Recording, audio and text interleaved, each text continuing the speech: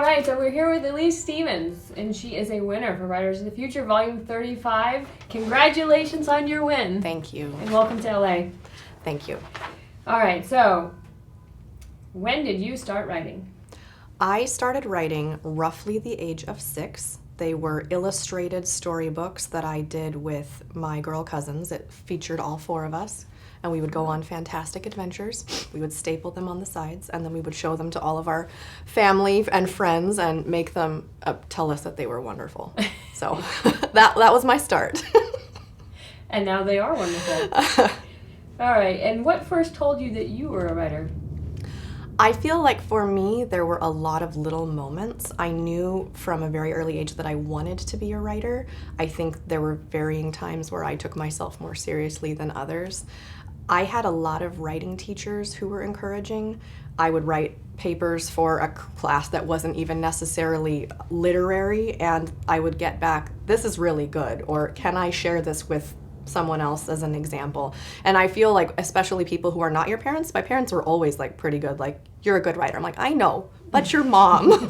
Like, I really appreciate that you got me to keep writing past the age of 8, but getting some of that outward validation was really key. I remember sitting in a little writing conference, and they said, "You need to go print your name and the word writer under it on a business card if that's what it takes to believe in yourself." And I was like, okay, maybe I should go do that. And I feel like just printing that and saying, "My name is Elise Stevens, I am a writer, here's my card," was actually pretty huge for me. It's very smart. Yeah. Oh, good. So what pitfalls have you had to overcome to reach your dream? I think moments of feeling like it's just too much to try to write and try to do anything else. It's too much to have children and somehow have time to write, or it's too much to try to work a job that makes enough money to buy a house in Seattle, even on 2 incomes, and write.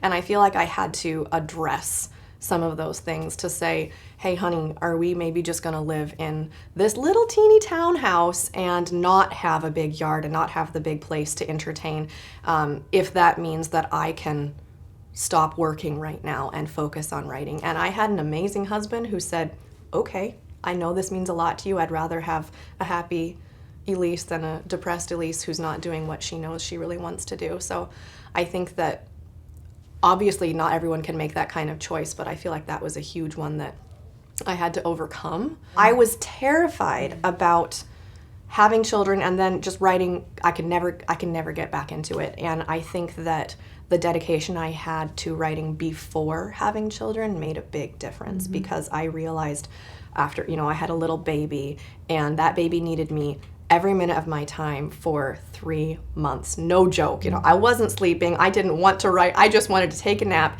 And but that desire was burning so hard within me that I, begged my parents and said, "Can I have not just a little help here and there? Can I have an afternoon? And all I'm going to do is go write as soon as I have gotten my sleep back." And people read a little bit of what I had to write, and they wanted to help me. And so I have had the most amazing people come in and say "Hey, I want to read another book of yours," or "I want to read another story of yours. Can I watch your kids?" Because I started to say, "You want to help the writer? You can help babysit."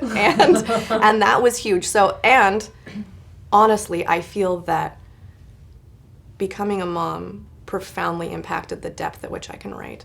And I feel that my heart is deeper, my stories are richer because of being a parent. And I cannot tell you how many parent-child themes are rampant.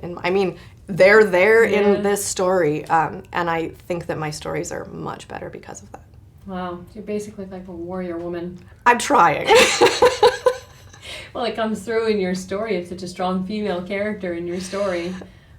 I had a friend say, "She's just like you," and I said, "Really? Maybe I don't see myself. I'm glad you see me that way." Nice. And so what do you like to write about? I would say 2 things. Stories that have close-knit characters are really compelling to me. So I love family stories, stories about siblings. Family is one of our closest relationships, you know, when we first start out, and also one of the absolute most dramatic and painful in many ways as well.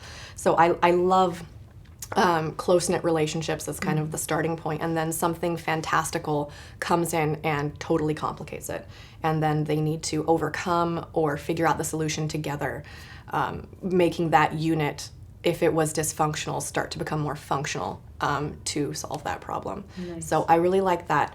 As far as themes, stories that deal with something that was broken becoming repaired, whether that's a broken relationship or something, a great loss or sorrow, stories of redemption and hope and healing in the aftermath of something terrible. I feel like I've had many of those instances in my own life, and writing through them is my way of talking about where I've come out the other side and what I see from the other side. Oh, that's fantastic. Very deep. Okay. And have you had any other sales or awards outside of Writers of the Future? I published 3 novels with a small press called Book Trope. They were in Seattle. Book Trope is no more. I have 2 of those novels now with Dragon Moon Press, so I have written 3 novels.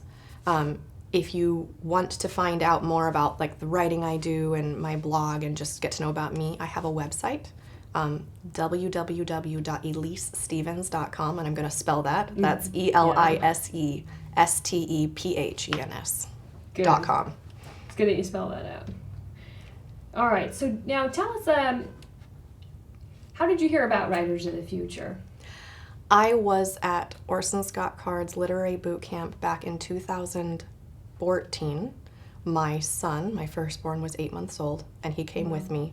I had a dear friend who volunteered to come watch him. This is what I mean. Like, I have incredible people in my life who are like, writing is going to happen for you. Let me do the miraculous thing and make that. I'm like, what? Who does that? So anyway, I was there, and we were talking about short story submissions, and Mr. Card said, well, whatever you do, before you send any of your stories anywhere else, you should send them to Writers of the Future. And I said, I don't know what that is. So that was the first time I'd heard about it. Wow. And he just had, I know he's been a judge for years and years, but he had such wonderful things to say about it. He said, look, I know it's a long shot. I don't know if any of you are going to get in, but if you do, it's an amazing opportunity for you and help to launch you as a writer. So I definitely set it as a little goal over there. And then I submitted 3 times, and it was my 3rd submission that stuck. Wow, shall we and say. here you are. And here I am. Fantastic. Did you get any honorable mentions or anything before this? I had 1 honorable mention, and I framed it in a little gold frame and then stuck it on top of this little bookshelf so anyone who came up our little townhouse to use the bathroom would see it. I was very proud of it. You should be. Oh, that's excellent. Okay, so tell us a little bit about your story without giving away the ending. Like, how would you summarize up your story? My story, Untrained Luck, is about a professional mediator who is on her way to this one last desperate mediation that she needs to do. She really needs the money. It's really dangerous. I'm not doing this in one sentence. And on the way to her mediation, she encounters this vulnerable young boy and decides to take him with her. And a lot of complications ensue. Mm-hmm. Awesome. And what inspired your story? Multiple things. I think that motherhood was a huge part of just, as I think I said before, thinking about the sacrifices we make when we are suddenly in love with this little person who is dependent on us, and the things that we'll do to protect them, the risks that we'll take to shield them from harm. That was big. Another thing that was kind of spinning through my mind as I wrote this was just politics in the Middle East, and just thinking about different factions having their very just grievances and yet somehow, you know, coming together like this. And then I got to put someone in the middle and say, she has to make them like not only back off each other, but actually be happy about whatever they decide. And I think peacemaking and peacemakers are like not celebrated enough because of how tough that is, and how tough it is to see everyone as a human, not as an issue or as a weapon. Yeah. Yeah, and she gets definitely into a tight spot there. Yes, she does. That's for sure. All right, and does your story offer any underlying message? I would say that the underlying message for Untrained Luck is sometimes loving another person can be incredibly dangerous, and nevertheless, that doesn't make it not worth the risk. So it's still worth it. Yeah, absolutely. All right, so tell me about the Writers of the Future book, and what would a reader expect to find in the book, and why do you recommend it? So, as someone who kind of cracked open Writers of the Future after learning about the contest, my experience reading it was like, oh my gosh, these are the stories I like. Like, I have been reading all of these other collections, and I'm not going to name them, but I didn't like them. And breaking open Writers of the Future and just reading the stories that have heart and that have this compelling, super interesting element of mystery, or these worlds and concepts that I would not have put together, but I'm so excited as soon as they merge. It was like a I have come home experience for me, and this is what I should be writing. So for me, there was just this, to some extent, awakening moment. So that's very personal, but that is something that I think a lot of people who haven't had a chance to read the book will experience. These questions being asked, these characters that are very, very compelling and ones you can root for being put into these situations where you have to figure out how they're going to get themselves out of it. I would recommend it to anyone who enjoys science fiction and fantasy, for anyone who wants to